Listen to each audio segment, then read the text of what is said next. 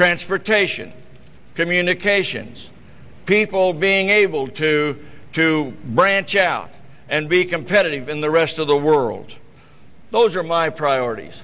But they're the priorities, and then turn it over, the infrastructure, to people in the American economy, because they have the imagination, they have ingenuity, and they can make it work.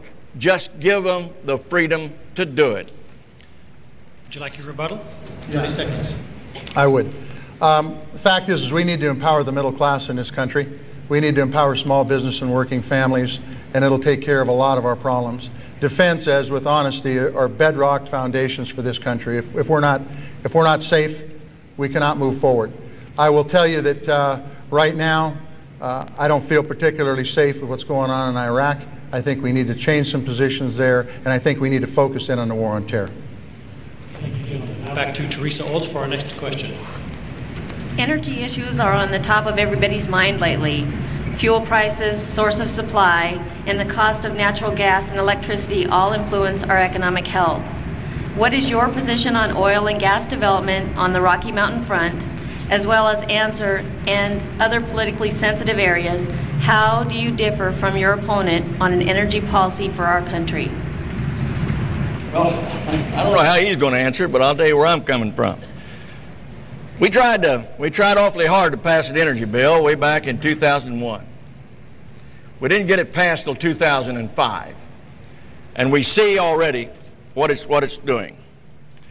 Right now, with 2 new explorations that have been fruitful, and the releasing of the area of 181 has expanded, and the deep water drilling now has expanded our supply. But that's not the key to it. The key is, when we didn't get much done in the 2001 energy bill, it only took 3 more years to pass, I started my own initiative. And I was the one that got into the 202 Farm Bill, a little section called Alternative Fuels and Renewables. We had a title in a Farm Bill on energy for the first time. Then we passed the energy bill. And that kind of dovetailed what we wanted to do on our farms and ranches across Montana on renewables. And we will do the Farm Bill in next year, 2007, and we'll have a stronger energy component to it. So what we have to do is take our renewables, take our alternatives, and make them work. They are not the magic bullet. We will always be dependent on a little bit of oil, but we've got that. We can get that here at home. I'm for opening up ANWR. My gosh, we make a little bitty old footprint in ANWR, but look at the potential of increased product. There is one law you cannot repeal in this country. Thank goodness. We live in a country where we have the freedom to fail, but we cannot repeal the law of supply and demand. But we can sure shift that demand to alternatives and renewable fuels and bring the cost down. Very good. We use a lot of energy in this state. I can tell you that from a farm standpoint, fuel prices are cutting into what little profit margin there was extensively. We live in a latitude that requires heating costs of our homes that are going to have tremendous impacts on our families. We have tremendous oil reserves in Montana. We've got tremendous opportunity there. We sit on 1/16 of the world's coal. I think we have some tremendous opportunities in our conventional sources of energy. I also think we have tremendous opportunity in renewables, whether that's wind or solar.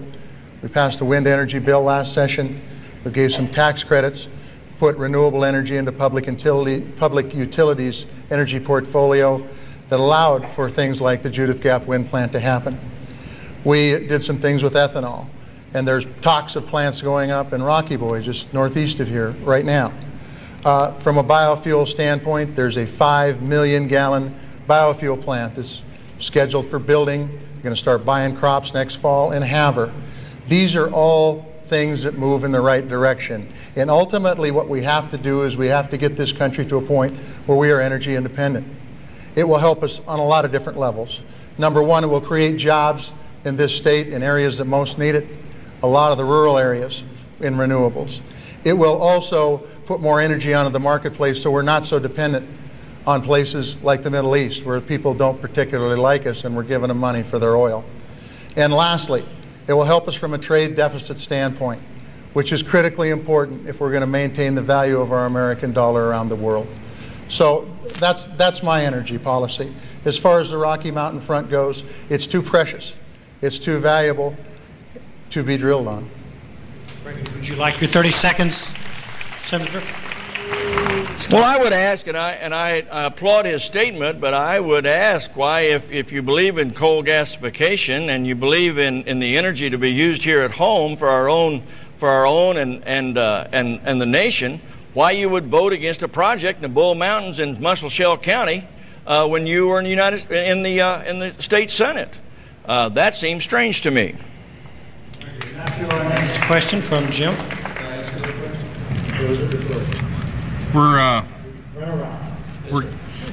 We'll get this in. We're gathered here tonight at the southern corner of the Golden Triangle, and both of you have roots in the agricultural economy here in Montana.